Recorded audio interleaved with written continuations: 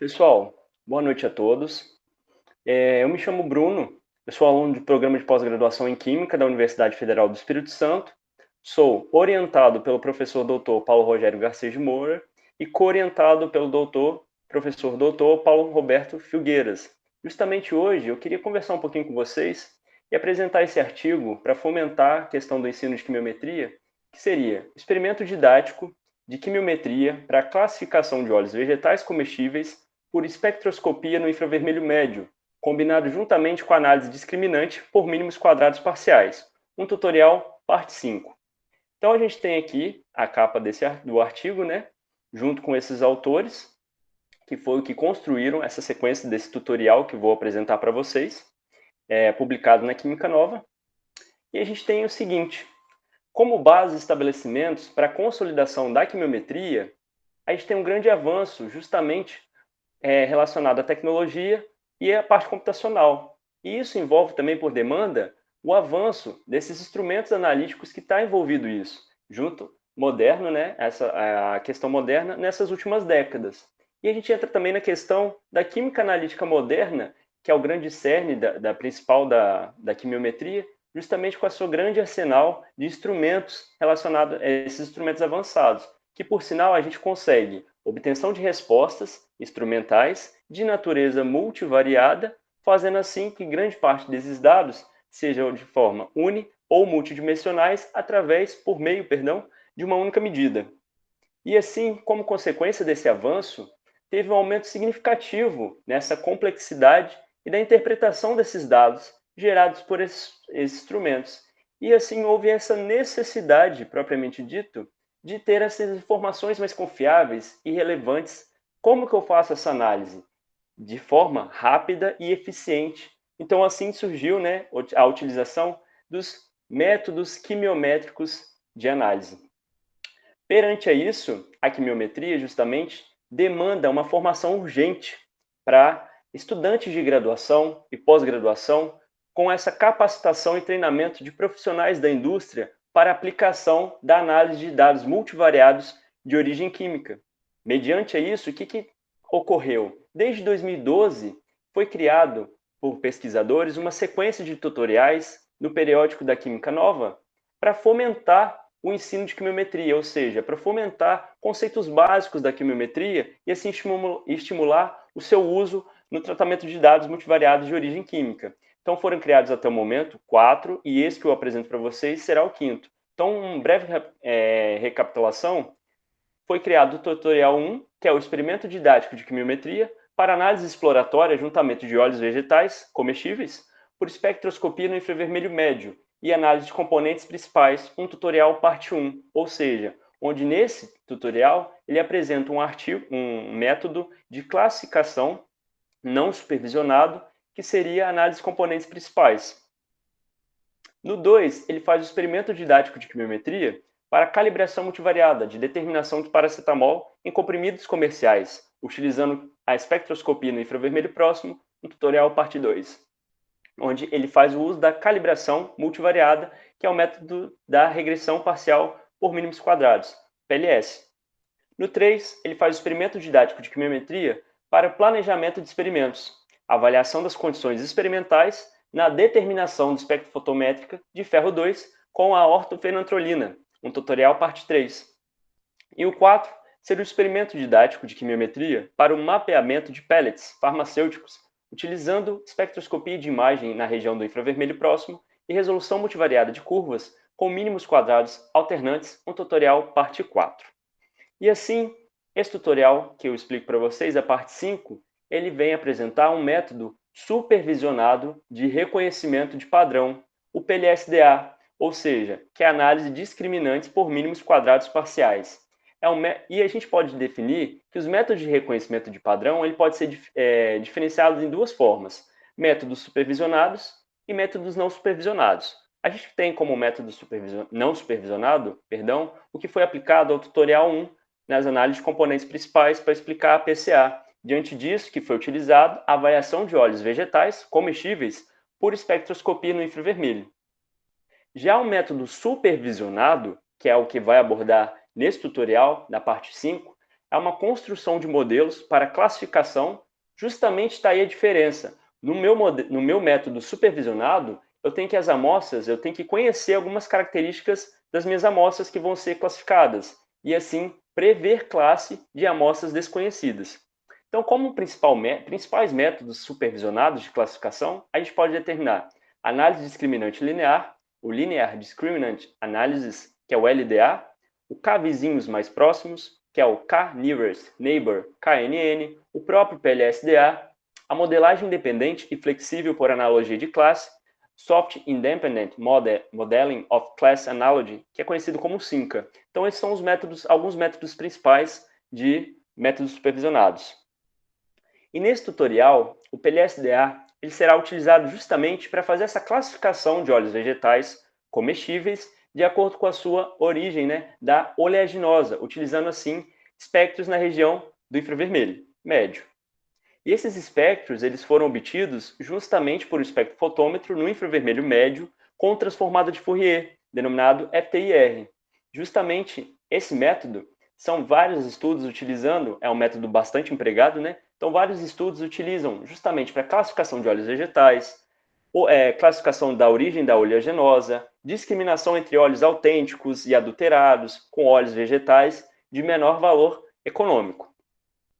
E assim, grande parte desses estudos é atribuído, a questão dessa atribuição da dificuldade em distinguir óleos vegetais de acordo com a sua oleaginosa, que vem sendo grande quantidade de estudos desenvolvendo esse tipo de aplicação.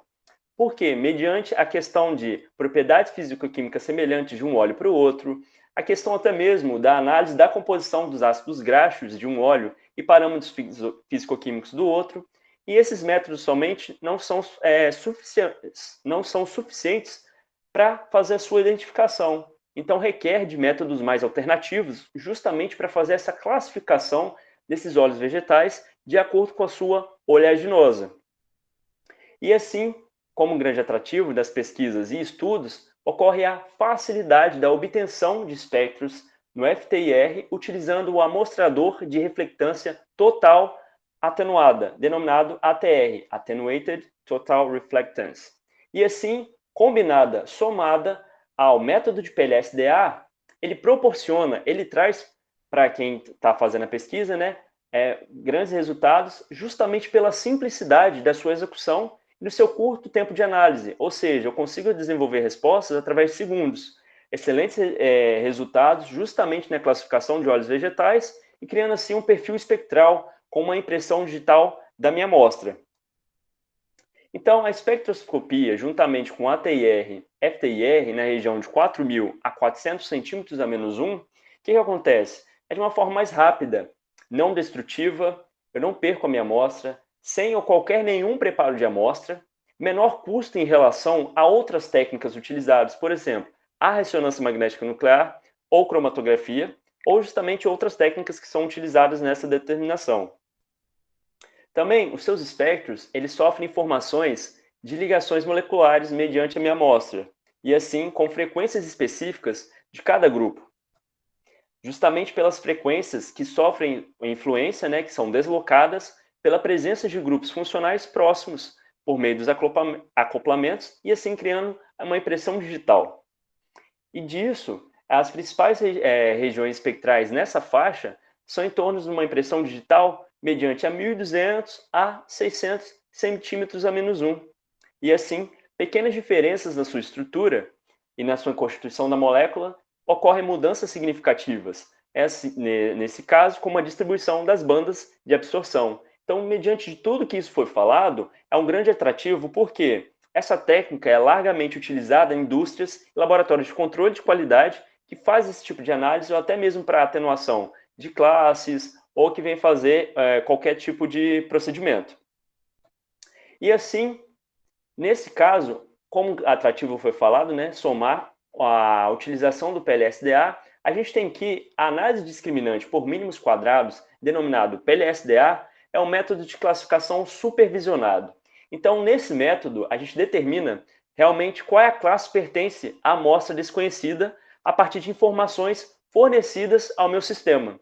E diante disso, esses espectros, no caso desse tutorial, espectros na região do infravermelho médio, justamente a classe original das amostras.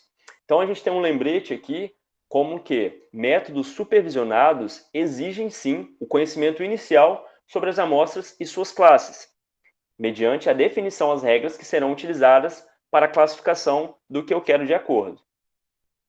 Então, a utilização da técnica de regressão multivariada por mínimos quadrados parciais, tutorial o PLS2-DA, foi um método de calibração que foi aplicado no tutorial 2, é um método de calibração inversa, onde tem uma relação direta entre a resposta instrumental da minha matriz X e a propriedade de interesse do meu vetor Y ou da minha matriz. Então, isso que configura o PLS, justamente porque os métodos que eu estou aplicando para o PLS-DA prevêm justamente do PLS.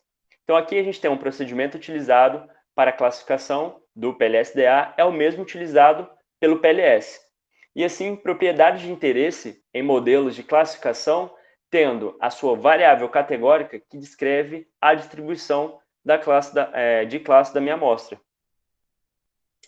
Tendo como lembrete o seguinte: quando eu estou fazendo uma classificação para o método do PLS-DA, a gente atribui o valor 1 à minha classe de interesse e ao valor 0 a outra classe, que não me interessa no momento. Então, aqui a gente tem um esquema da organização dos dados para a construção do modelo de classificação usando o PLS-DA. Então, assim, a gente tem uma matriz X composta pelos dados, pelos espectros, onde nessa matriz a gente categoriza as linhas como cada amostra e as colunas como as absorbâncias para cada número de onda. E o vetor Y a gente coloca constituído de valor 1 ou 0, sendo que, respectivo, classe 1 pertence à minha classe de interesse e classe 0 não pertence à minha classe de interesse. Lembrando que o PLS-DA a gente pode catalogar em dois tipos, PLS1-DA e PLS2-DA. No PLS1-DA, o que acontece? Qual é a diferença? Cada coluna de Y é modelada individualmente. Ou seja, se eu tenho um exemplo aqui, colocando três classes, classe A, classe B, classe C. Utilizando o PLS1-DA, a gente vai ter que na classe A, a gente vai colocar o valor referente ao Y de 1, porque é o valor da minha classe de interesse. Para B e C, 0, porque não é o de interesse. Já na classe B, vamos colocar o valor de Y igual a 1, porque é o meu de interesse. 0 para A e 0 para C. A mesma pensamento a gente coloca para a classe C. Classe de interesse para C, a gente coloca como 1, sendo C, e 0 para A e B. Já no PLS2-DA, o que acontece?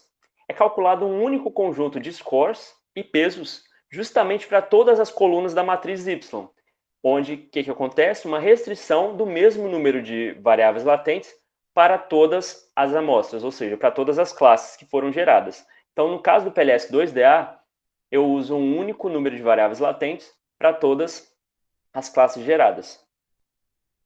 Então, o método de classificação supervisionado utilizado nesse tutorial é o PLS2-DA. Então, toda vez que o artigo ele trazer que foi utilizado o PLS-DA, ele está utilizando o PLS2-DA, justamente para classificar amostras de óleos vegetais de 4 oleaginosas diferentes.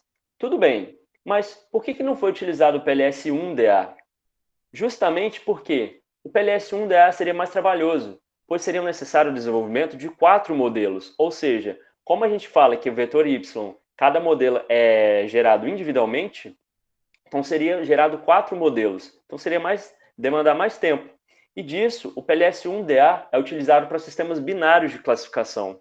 Já o PLS2-DA, justamente utilizado para sistemas multiclass.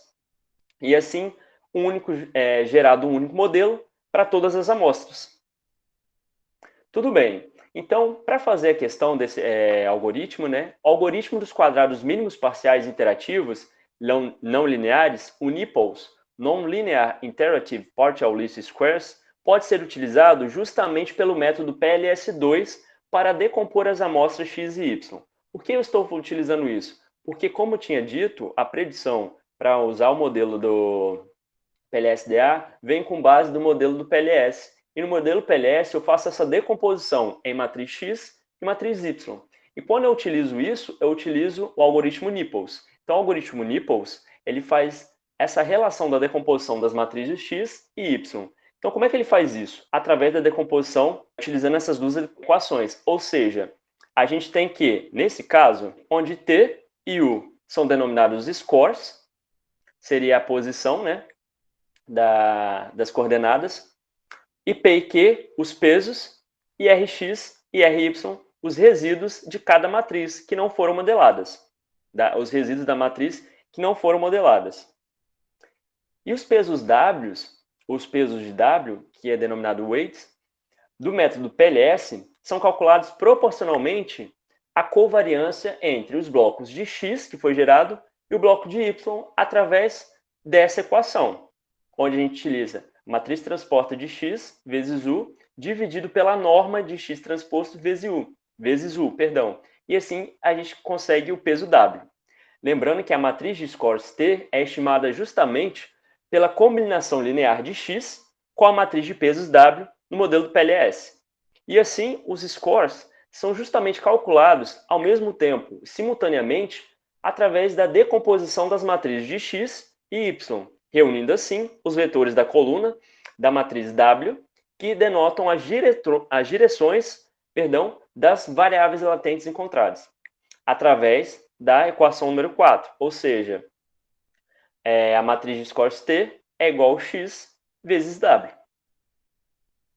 Após a estimativa dos pesos de W, os scores de T são calculados justamente pelos pesos de Q e P, e também calculados os scores de U, ou seja, a gente consegue calcular justamente através dos pesos Q e P e os scores de U através dessas equações, onde a gente faz a transposta da matriz Y vezes a matriz T, dividido pela norma da matriz transposta de U vezes T. A mesma coisa para Q, utilizando a matriz X, e embaixo utilizando a matriz transposta de T. E assim a gente consegue calcular U colocando a matriz de Y vezes Q. Depois que feito esse processo, a gente estima as matrizes dos resíduos de Rx e Ry. E esses valores de x e y são utilizadas para o cálculo da próxima variável latente. Ou seja, afinal dos cálculos, os coeficientes de regressão que são encontrados no modelo PLS eles são estimados através dessa equação. Ou seja, o meu modelo de regressão do PLS é igual a W vezes a matriz transposta de P vezes W sobre a inversa, relação inversa vezes Q transposto. E assim são obtidos os valores de Y circunflexo, que a gente consegue ver igual a x vezes da minha matriz X vezes o que foi encontrado na equação anterior. Como igual ao modelo PLS, uma das etapas principais do modelo PLS-DA é realmente a escolha do número de variáveis latentes. Então essa etapa é crucial, a gente tem que ficar bem atento nessa parte. Por quê? Porque se a gente escolhe um número abaixo do ideal, falta um ajuste no meu modelo. Ocorre o subajuste. E assim, não é utilizada como informação útil para a construção do modelo de classificação. Eu acabo gerando erros e eu não classificando direito.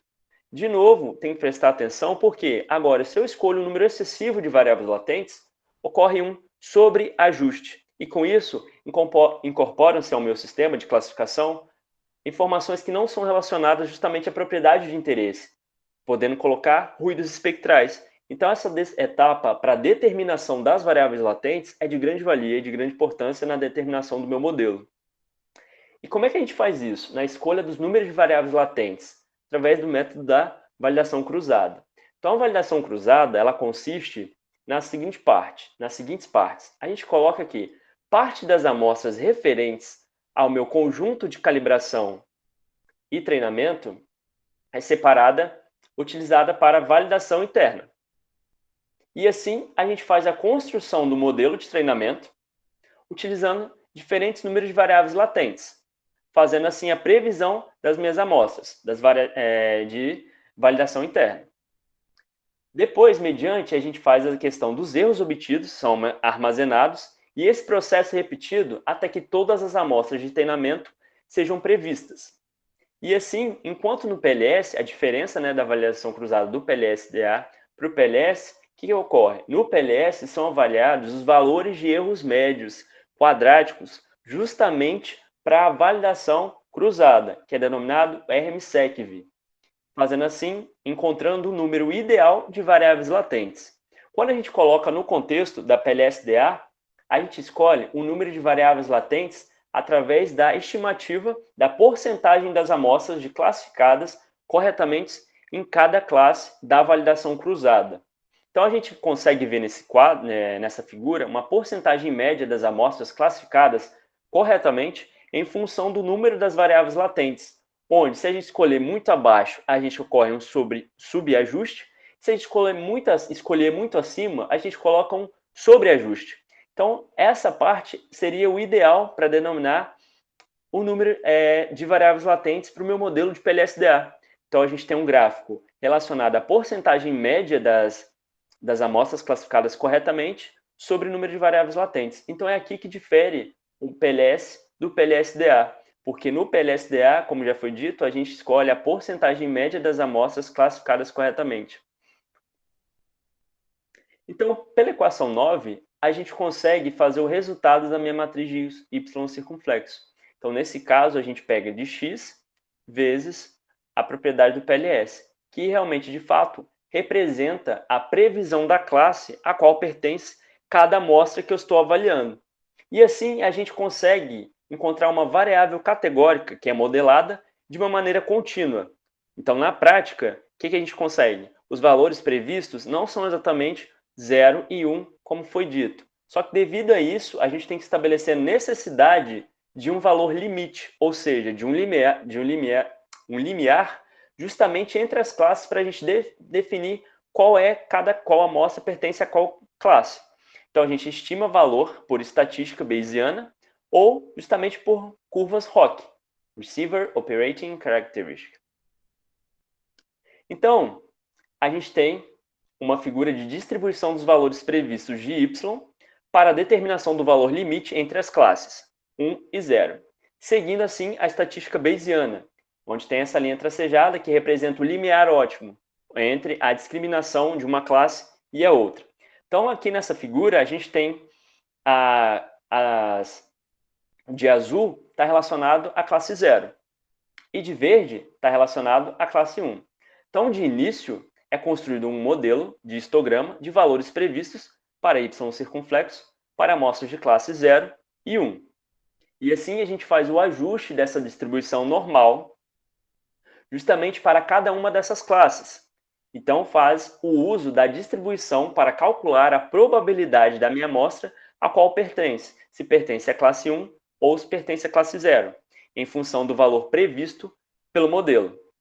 E, mediante isso, depois, faz o cruzamento entre as linhas, que tem-se o ótimo limiar para a discriminação, ou seja, minimiza os valores de falso positivo e falso negativo e tentando, assim, ajeitar a melhor classificação possível. Lembrando que a estatística bayesiana considera os valores previstos de y circunflexo para cada classe, ou seja, classe 0 e classe 1, fazendo assim por meio dessa distribuição normal no meu sistema. Outra coisa importante, outra etapa importante que a gente pode falar é a etapa de validação / teste do meu modelo de classificação, utilizando as amostras externas. Ou seja, que são amostras que não foram utilizadas na etapa de treinamento. E por se tratar de um método de classificação supervisionado, a gente faz a questão de deve-se conhecer previamente a classe dessas amostras para avaliar o meu desempenho do modelo. E assim, como atenção, a gente tem que, se o número de variáveis latentes escolhidas na etapa de treinamento realmente não for adequado ao meu sistema, a classificação das novas amostras não será feita de maneira correta. Então, batendo na tecla, essa parte da escolha do número de variáveis latentes é de suma importância para a classificação e gerar um modelo corretamente. Durante toda a construção do meu modelo de processos multivariados, o que a gente tem que colocar em importância também é a etapa do pré-processamento dos dados, que é de extrema importância e deve ser reportado. Então, assim, nesse tutorial, como é que foi utilizado? Os espectros dos óleos vegetais que foram conquistados na região do infravermelho serão pré-processados, eles foram pré-processados empregando a primeira derivada juntamente com a suavização, através do algoritmo Savitzky-Golay. E assim, essa combinação é realmente muito útil para atenuar os desvios de linha de base e os ruídos espectrais, fazendo ressalto na variação das bandas espectrais encontradas ao longo da minha impressão digital. E possível que depois dessa derivação e da suavização, os espectros eles foram centrados na média. Então, na literatura, a gente encontra outros métodos de tipo de pré-processamento, como a normalização dos espectros, o MSC, que é a Multiplicative Scatter Correction, ou o SNV, que é o Standard Normal Variate. Justamente, a gente tem que fazer a escolha do meu pré-processamento em função da técnica analítica utilizada, do tipo de amostra utilizada e pelo método que eu estou utilizando para fazer de interesse. E perante isso, outra etapa que a gente tem que levar em consideração para o meu modelo de classificação é a avaliação de amostras anômalas, ou denominadas outliers. Então, toda vez que a gente construir um modelo multivariado de classificação, a gente tem que fazer a visualização dos espectros para encontrar possíveis erros grosseiros, erros grotescos que possam vir influenciar no meu modelo. E assim, essa visualização deve ser realizada antes e após o pré-processamento dos meus dados. Então, caso tenha amostras com erros grosseiros de análise, essas amostras, o que ocorre? Devem ser removidas antes de se dar início ao processamento do PLS propriamente dito, da construção do meu modelo de classificação. E assim, a identificação de amostras anômalas, denominadas outliers, pode ser avaliada, no caso, pela PLS, usando a estatística Q de resíduos e T ao quadrado de Hotelling, nos conjuntos de treinamento e teste a nível de confiança 5%. O que significa isso? Que tem um nível de confiança dos meus resultados a 95%. Então, os resíduos que foram gerados, das somas quadráticas pode ser determinado pela equação 10, que são denominados resíduos Q. E assim a gente parte de um princípio que tem parte do bloco X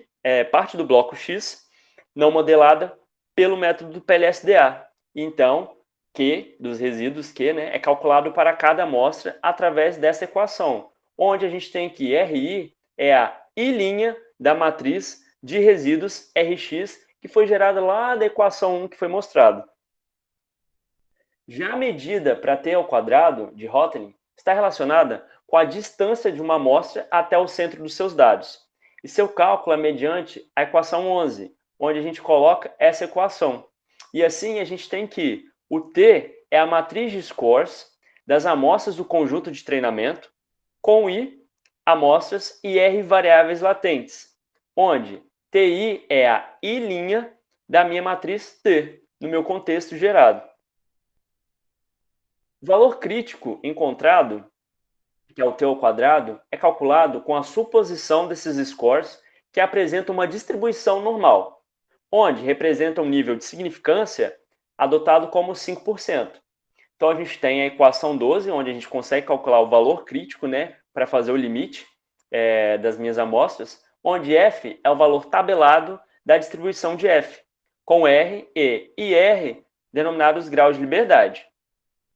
Então, amostras que apresentam ao mesmo tempo valores de resíduo Q e T ao quadrado de Hotelling acima dos valores críticos, a gente pode considerar que são anômalos para o meu modelo. Ou seja, a gente encontrou, se for acima dos meus valores críticos, a gente encontrou outliers. Isso interfere no meu modelo. Então, como uma avaliação para a classificação do modelo, a gente utiliza a tabela de contingência, para ver se meu modelo está ok, se eu posso dar continuidade. Então, por meio da tabela de contingência, a gente mostra os números de amostras previstas em cada classe e seus respectivos valores de referência. Então, vamos lá. Então, aqui a gente tem um exemplo justamente para tabela de contingência para duas classes, onde a gente tem tabela de contingência 2:2, modelos previstos e modelos de referência. Então, nesse caso, como uma legenda, a gente tem que VP significa verdadeiramente positivo, onde, o que a gente determina? Quando fala que é verdadeiramente positivo, o meu modelo previsto, ele previu que as minhas amostras são positivas, ou seja, acertou com de referência, dando assim, ok. Então, é da minha parte de interesse. Quando eu falo que é um falso positivo, categoricamente, as minhas amostras são negativas, só que meu modelo colocou elas como positiva, errando assim nesse caso, dando um falso positivo justamente porque o modelo gerou as amostras como se fosse positiva, mas na verdade as amostras são negativas. E o mesmo pensamento a gente faz para o falso negativo. Nesse caso, as minhas amostras são negativas, só que o modelo ele preveu como as amostras sendo negativo. E o verdadeiro negativo, o modelo acertou justamente porque as minhas amostras são de origem negativa e o modelo preveu como as amostras sendo negativo. Então, quando houver mais ou duas classes, como é o caso desse tutorial, a serem previstas, uma tabela de contingência é dada pelo número de amostras previstas em cada classe. Então, mediante isso, da tabela de contingência, é possível a gente exigir, extrair as figuras de mérito para categorizar a eficiência e análise da minha classificação, que são utilizados justamente para a avaliação dos modelos de classificação. A gente pode categorizar, utilizando as figuras de mérito, como as taxas de sensibilidade, especificidade, seletividade, acurácia e eficiência do meu modelo. Lembrando que esses nomes podem ser parecidos com os outros tipos de figuras de mérito. A única coisa que difere é em relação aos modelos empregados para parâmetros empregados a modelos qualitativos e quantitativos. Nesse caso do PLS-DA, são modelos empregados qualitativos. Então, essas figuras de méritos irão diferenciar de modelos empregados para parâmetros quantitativos. Quando a gente está relacionando a problemas de classificação, a gente tem a questão da sensibilidade como uma análise, né? Uma confirmação do meu modelo. Então, o que seria a sensibilidade como figura de mérito? É justamente a habilidade do meu modelo classificar corretamente as amostras como positivas, e assim, dados de fato que realmente elas são positivas. Então, na questão da sensibilidade, a gente coloca aqui um valor, um verdadeiro positivo, dividido por valor de verdadeiro positivo mais falso negativo. Em contrapartida, a gente tem a questão da especificidade como outra figura de mérito. O que seria especificidade, ou denominada como seletividade? Seria a capacidade do meu modelo de identificar corretamente as amostras dadas como negativas, que elas são negativas. Ou seja, a especificidade do meu modelo é igual valor de verdadeiro negativo dividido por verdadeiro negativo mais falso positivo. E por último, a gente pode também entrar em questão da acurácia. Nesse caso, o que seria a acurácia como outro método, né, de figura de mérito? Parâmetros estatísticos que fornecem um único valor global justamente para medir o desempenho de classificação do meu modelo, ou seja, a eficiência de fato do meu modelo. Então, é um cálculo realizado por meio de números de amostras de classificação corretamente, independente da classe que foi dividido, dividido pelo número total das amostras. Então, a acurácia do meu sistema, do meu modelo, ele vai ser da seguinte forma. Vai ser os valores positivos, verdadeiramente positivo, mais os verdadeiramente negativos, dividido por todos os valores, ou seja, os verdadeiros positivos, mais os verdadeiros negativos, mais os falsos positivos, mais os falsos negativos. E assim a gente fecha a questão da introdução. De fato, como é que o meu sistema, como é que o tutorial traz a conclusão, de fato, o operacionamento desse método de classificação. Como é que se foi dado isso? Então, na parte experimental, o que o método fez? Ele garantiu amostras de azeite de oliva, óleo de canola, óleo de milho e óleo de soja. Então, ele fez amostras de diferentes marcas e lotes, adquiridas no centro comercial local de Campinas, em São Paulo. Então, ele dividiu da seguinte forma. Ele utilizou 108 amostras de azeite de oliva, 54 amostras de milho, 54 amostras de óleo de canola e 54 amostras de óleo de soja, totalizando assim 270 amostras. Então, para a obtenção dos espectros ATIR, FTIR, ele utilizou o espectrofotômetro Carrier 630 FTIR da Agilent. E assim, equipado, né, com um acessório de reflectância total atenuada, ATR, composto pelo cristal de seleneto de zinco. E assim, os espectros foram obtidos na faixa de 600 a 4.000 centímetros a menos 1, através da resolução de 4 centímetros a menos 1 e 32 varreduras.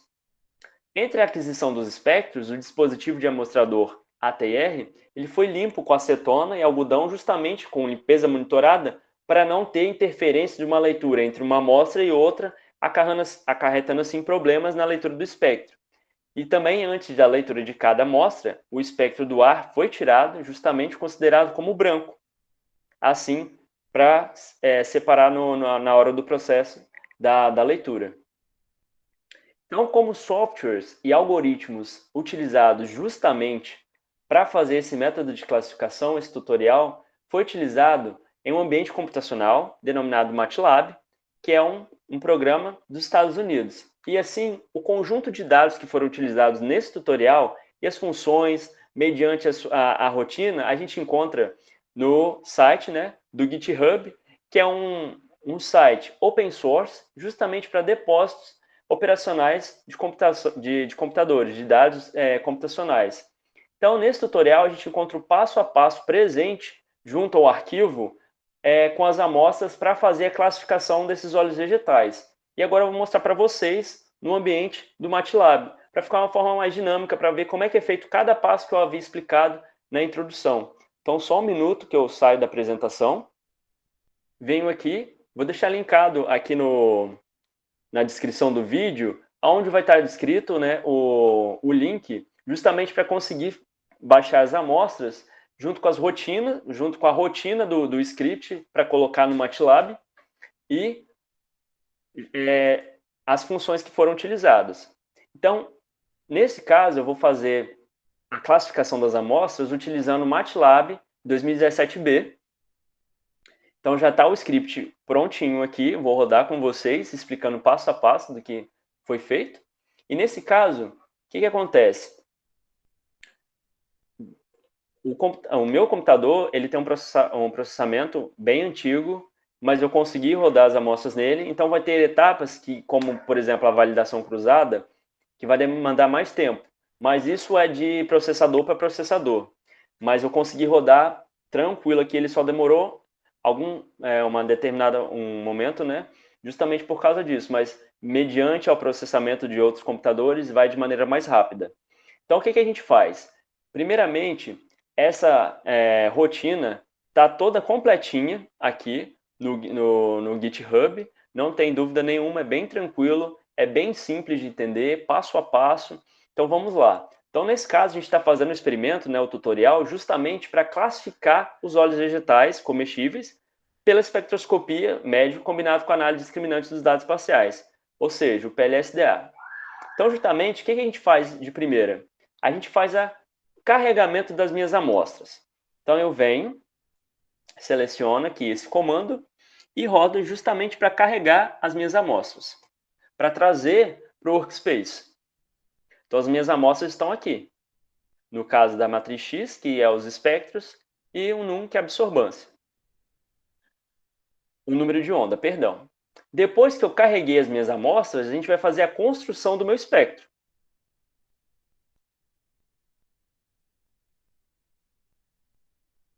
Então, eu seleciono a minha rotina e coloco para rodar.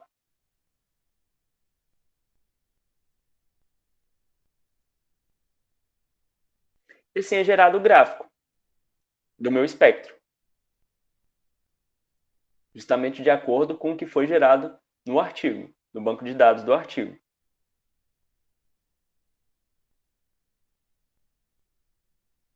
Essa etapa é para mostrar justamente como é que são dispostas, né,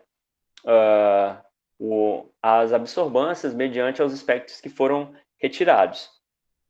Na próxima etapa, é de grande valia a gente fazer a criação de um vetor Y, justamente para especificar as classes do meu modelo. Então, eu crio esse vetor Y através dessa rotina como passo 3. Então, como passo 3, a gente faz a criação do vetor de classes.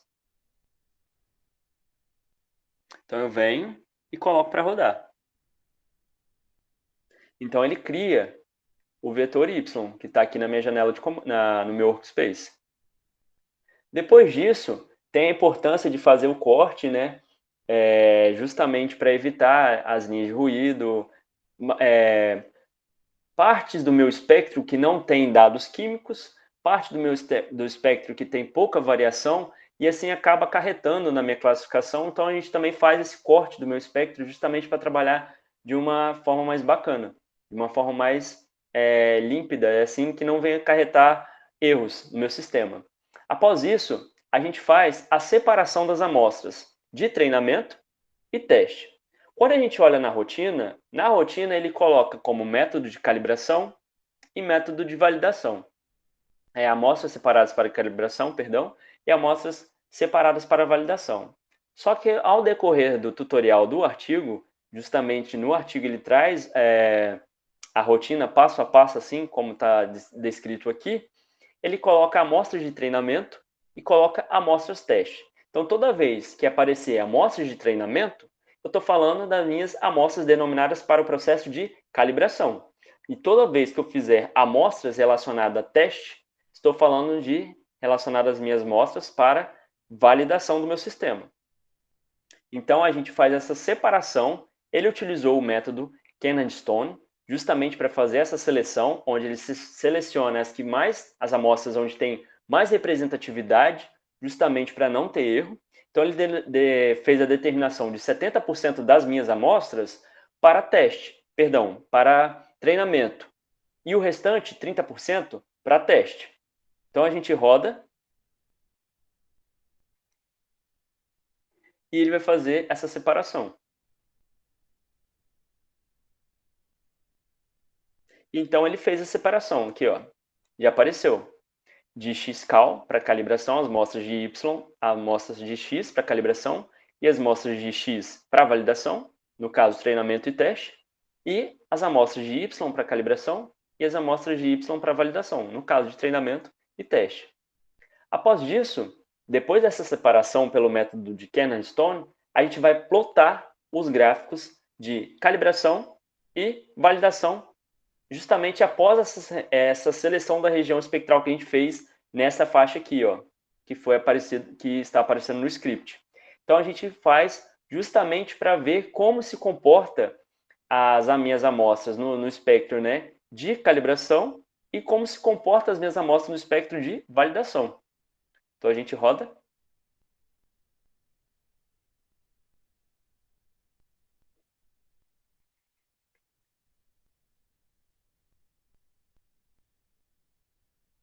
E aparece, de fato, como são denominadas, como são dispostas, né, as amostras para calibração, igual a gente separou, e as amostras para validação. Lembrando que quando fala de calibração, seriam as minhas amostras de treinamento do meu sistema que eu estou fornecendo, colocando. E as amostras de validação, consideradas como amostras teste. Depois, eu faço a função vetmatrix. O que seria essa função? Aqui está o ponto onde começa a dar início a questão do PLSDA. Justamente porque a gente fez a criação de classe, a criação do vetor para ir especificando as classes. Agora a gente vai transformar esse vetor que a gente criou, o vetor y, em uma matriz y, utilizando essa função. Então a gente vem e seleciona e roda.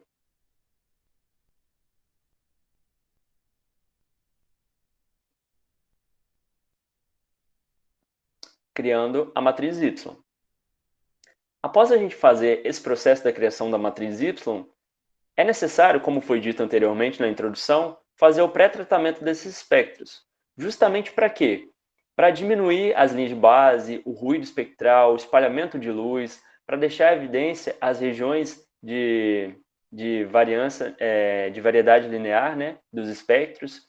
Então a gente faz a seleção desse modelo e roda justamente para fazer esse pré-tratamento do meu espectro, utilizando a primeira derivada com a suavização.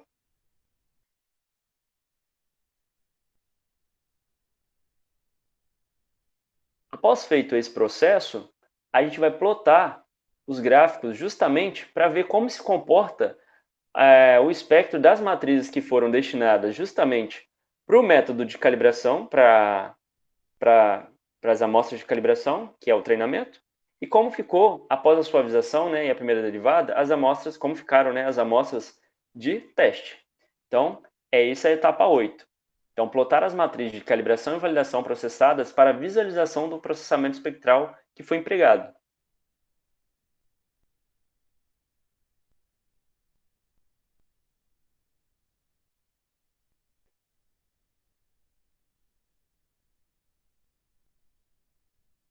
Então, ficou, após a suavização e a primeira derivada, as amostras de calibração e as amostras de validação obtiveram esse perfil, mostrando assim que foi eficiente a questão do meu método de pré-processamento das minhas amostras. Então, é de extrema importância essa parte também.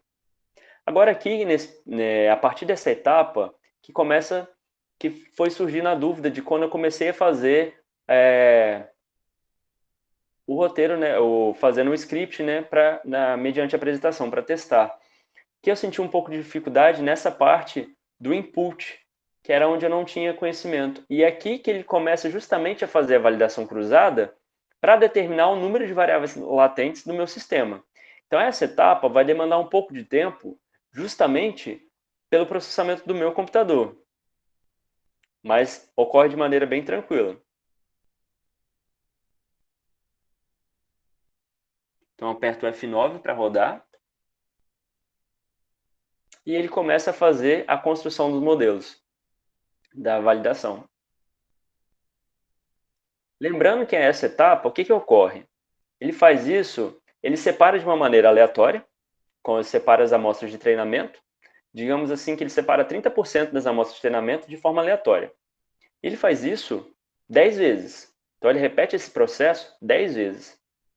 Após isso, que ele repetiu 10 vezes esse processo, ele tem a média da porcentagem, a média dessa porcentagem inicial das amostras de validação cruzada. Aí sim que ele utiliza essa porcentagem para eu determinar o número de variáveis latentes do meu sistema. Então, ele faz essa repetição 10 vezes. Então, é nessa etapa que demanda um pouquinho mais de tempo.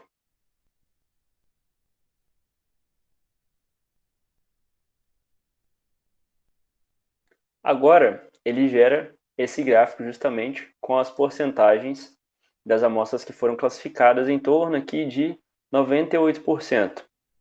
Então, mediante em torno de 98%, que deu o melhor resultado, de acordo com o gráfico, foram 4 variáveis latentes. Justamente isso a gente vai colocar o número de variáveis latentes como igual a 4. Ele aparece o número de cada classe, classe 1, classe 2, classe 3 e classe 4. E assim, aqui no comando, ele está esperando waiting for input. Era nessa parte que eu estava com dúvida. Só que aqui na janela de comando, ele pergunta, escolha o número de variáveis latentes. Mediante o que a gente tinha escolhido, né, que foi igual a 4, porque foi em torno da porcentagem de 98%, então a gente coloca aqui, na janela de comando, o número de variáveis latentes, que foi igual a 4. Então a gente digita 4 aqui na janela de comando e aperta Enter, que ele vai continuar a rodar o modelo. Aí ele passa para a próxima etapa, que é a etapa 10. Então a gente vai analisar a presença de amostras anômalas, de outliers, para o número das variáveis latentes que a gente escolheu igual a 4.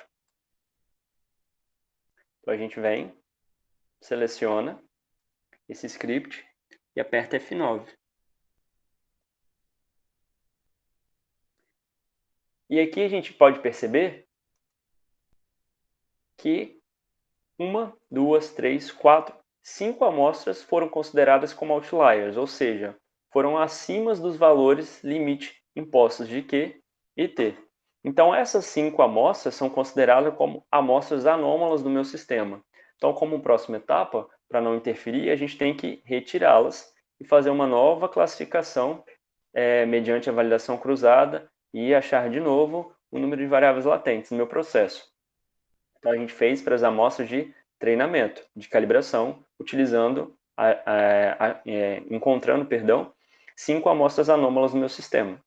Então, a gente fecha, a gente vai para a próxima etapa, que a gente vai eliminar essas amostras anômalas e rodar novamente de novo as variáveis latentes. Então, nessa etapa, vai demandar mais um pouquinho de tempo novamente, justamente porque ele vai fazer o mesmo processo. Ele vai tirar as amostras anômalas, e vai fazer o processo da validação cruzada para encontrar um outro número de variáveis latentes.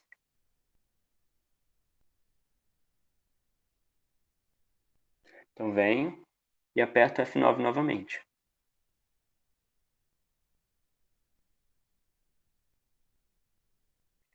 E justamente nessa etapa que ele demanda mais tempo, justamente porque ele faz o processo 10 vezes as repetições, né, das variáveis latentes, para a escolha das variáveis latentes, e ele tira a média da porcentagem, né, média inicial. E agora, quando a gente retirou os outliers, a gente vê que o método ele acertou 100% de chance das amostras classificadas corretamente. Então, a gente continua utilizando como 4 variáveis latentes nesse processo aqui, certo?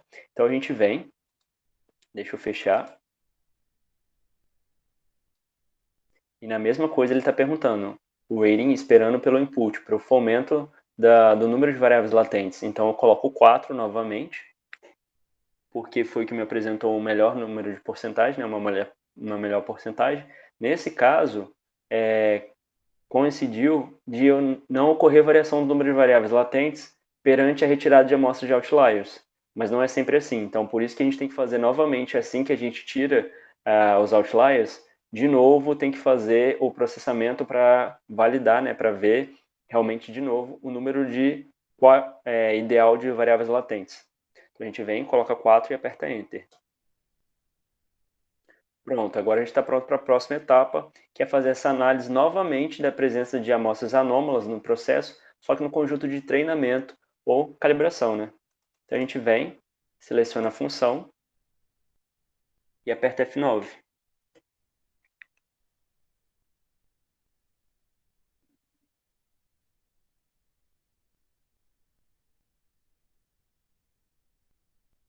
Então ele me gera esses gráficos, né? Essas figuras. Então vamos lá. Aqui ele mostra que eu não tenho mais outliers encontrados nas amostras de calibração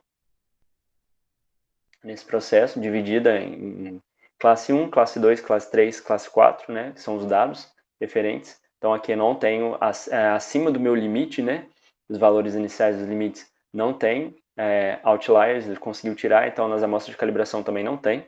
Então eu fecho. Aqui ele me mostrou o mesmo gráfico, novamente. Só que aqui aparece uma quinta classe, tá vendo? Essa quinta classe que ele determina seria o seguinte. Vamos lá, classe 1 são para o azeite, né? Classe 2, denominado teoricamente para o óleo de canola, 3 para o óleo de milho, 4 para o óleo de soja. Então são 4 classes pertinentes ao meu processo aqui de classificação. Só que essa quinta classe, o script ele leu juntando com todas as amostras de validação do meu sistema.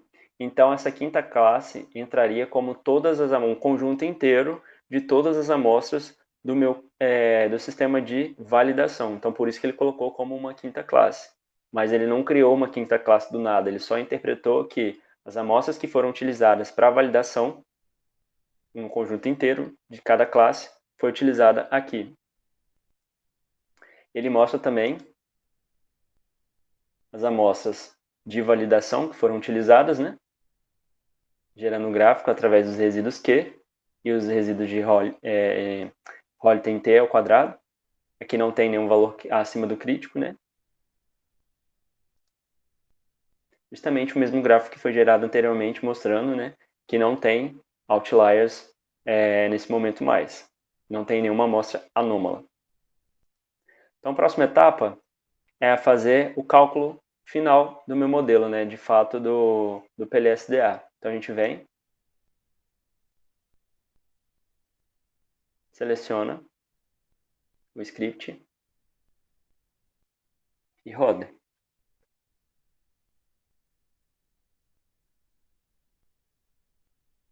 Pronto. Após essa etapa, o que a gente tem que fazer?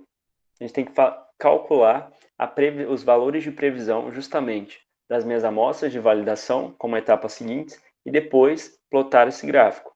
Depois fazer as amostras de previsão para as amostras de treinamento. Então aqui ele faz calcular os valores de previsão das minhas amostras de validação.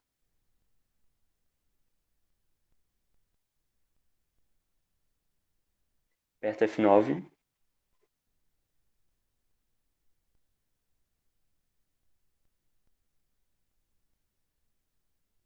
Correto. Depois, agora, eu tenho que plotar o gráfico das amostras de calibração separadas que foram utilizadas para oliva, canola, milho e soja. Só falar uma coisa que eu não falei no início, o sistema, deixa eu só levantar lá em cima, a gente está na etapa 15. Nas minhas amostras, são 270 amostras de uma matriz X. Cadê? Da matriz X.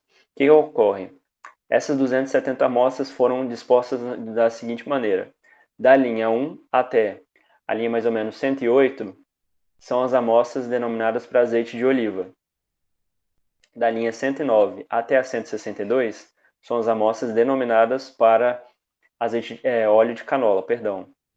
Da linha 163 até a 216, são amostras utilizadas para o óleo de milho. E do restante, da 217 até a 270, são as amostras para o óleo de soja. Então, aqui agora, a gente vai plotar o gráfico das amostras de calibração.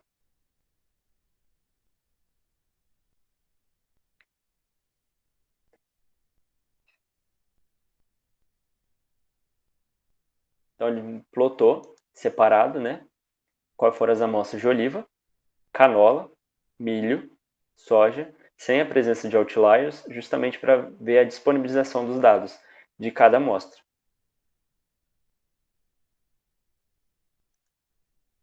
Em seguida, agora a gente vai plotar o gráfico das amostras que foram utilizadas para o processo de validação, ou seja, na etapa anterior, a 15, a gente plotou o gráfico para as amostras de calibração ou treinamento, perdão. Agora, na etapa 16, a gente vai plotar o gráfico das amostras de validação, ou também considerado como teste.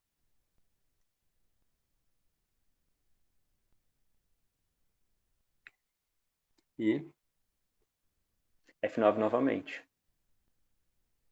E ele gera esse gráfico, mostrando justamente a determinação da classe 1, classe 2, classe 3, classe 4. Por último, a gente tem que ver a veracidade desse método de classificação. Então, é na etapa seguinte que a gente utiliza os méritos que foram nomeados anteriormente, né, na apresentação, como especificidade, seletividade, acurácia. Então, a gente calcula através da tabela de confusão para o conjunto de calibração das amostras que foram separadas para calibração / treinamento. Então, a gente vem, seleciona o script, vê se está tudo selecionado e aperta F9. Então, ele vai gerar aqui na janela de comando as tabelas.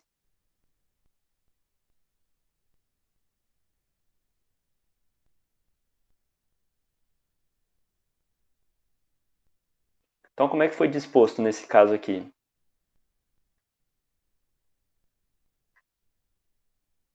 Aqui foi o script. Então, aqui ele começa a criar as tabelas. Então, ele separou 74% das amostras de calibração para óleo de oliva, 36% para óleo de canola, 38% para óleo de milho e 37% para óleo de soja. Então, ele foi separando para o método T, justamente para ver se tem a presença de outliers ou não, novamente. Então, ele vai colocando aqui. E aqui ele mostra que as amostras de calibração tiveram 100% de acurácia, tanto para a classe 1, tanto para a classe 2, tanto para a classe 3, tanto para a classe 4. Mesma coisa, 100% de sensibilidade, tanto para a classe 1, para a classe 2, classe 3, classe 4. E especificidade, tanto para a classe 1, classe 2, classe 3, classe 4. Então ele faz isso justamente para valores de calibração e valores de treinamento. Na rotina, não está estabelecido porque o critério era justamente para mostrar como é que é o passo a passo para classificar utilizando o método supervisionado, né, através dessa rotina. Só que no artigo ele coloca como exemplo também a questão da variação, por exemplo, se eu tiver amostras que possam estar na classe 2 e 3, digamos assim, confuso, né? Como que ele está? Aparece na 2 e na 3. O que eles fazem? ou até mesmo blends de mistura de óleo, ele faz a diminuição dos valores críticos de um do outro. Por exemplo, de uma amostra B qualquer, exemplo. Então, essa amostra B ela é encontrada na classe 2 e encontrada na classe 3, por exemplo. Então, eles fazem a diferença dos valores críticos de um menos o outro. O que estiver mais perto do valor crítico referente à classe, essa amostra vai ser colocada lá. Então, ele coloca só como exemplo justamente que o modelo PLS-DA ele pode ser utilizado nesse também. Nesse caso, a gente não tem nenhuma mistura de blend ou algo do tipo, ou variação. Então, aqui o modelo, através das figuras, né, que foram geradas, das classes, né, acurácia, acessibilidade e especificidade, teve 100% de classificação corretamente das minhas amostras, tanto de treinamento como de calibração. Então, eu só queria mostrar para vocês essa rotina, né? Então, ela se encerra nesse caso aqui de fato. Então, o método foi eficiente justamente na classificação do modelo, justamente as amostras que foram cedidas. Queria mostrar para vocês onde eu consegui as amostras. Aqui no Site Hub, no GitHub, está descrito toda a rotina que eu utilizei, então é só copiar de maneira igual que está aqui e colocar no ambiente do MATLAB.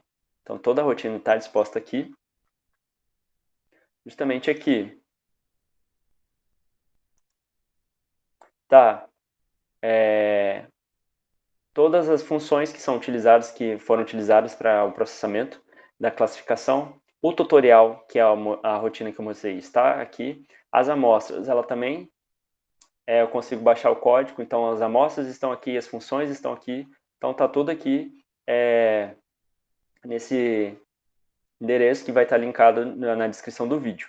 Então é bem tranquilo, não tem problema nenhum, é bem fácil de usar, bem interativo. E como conclusão, a gente coloca a questão que o tutorial parte 5, ele foi uma continuação dos outros tutoriais, do 4, do 3, do 2 e do 1, no ensino de quimiometria, utilizando essa interface de programação do MATLAB. Através do que aconteceu aqui, a gente fez um reconhecimento supervisionado de padrões que foi explorado utilizando o PLS-DA, mais precisamente o PLS-2-DA, justamente na classificação de óleos vegetais comestíveis. Então, apresentado todos os comandos, qual é o diferencial desses tutoriais? Justamente os comandos que são utilizados, porque outros artigos não trazem, na área de ensino, né, não trazem como foi feito passo a passo justamente os comandos. Esse tutorial deixa bem explicado, bem exposto qual comando utilizar, principalmente no tutorial que é utilizado, né, que eu peguei lá do GitHub. Então, são apresentados os comandos e as rotinas, né? E por último, encoraje o leitor justamente a praticar essas rotinas de maneira tranquila, de maneira fácil, disponibilizadas em outras matrizes de dados e aplicações diversas, justamente para conhecer outros métodos quimiométricos para análise multivariada de dados de origem química. E agradeço pela apresentação. Muito obrigado.